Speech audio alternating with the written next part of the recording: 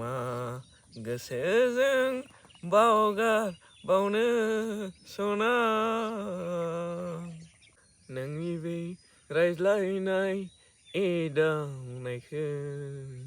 खुलुमबाय रायजो राजा, नोंथांमोन आं दुखुजों मोनसे गान खनदों। निस्सय नोंथांमोना मानि थाखाय आं बे गानखौ खनदों बेखौ नोंथांमोना मिथिखाबाय।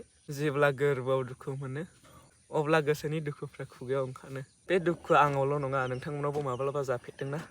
जुदि जादोंब्ला कमेन्टनि गेजेरजों खोन्थाहर लोगोफोर। आङो फुं गोरलैयाव सिखारनानै आं फैदोंमोन प्रेक्टिस खालामो, नाथाय आं बे कन्टेन्टखौ लाबोनाय जादों दुखु मोननानै। बयनिसिमबो गोरोन्थि जादोंब्ला क्षमा होदो। Thank you. मा गोसोजों बावनो सना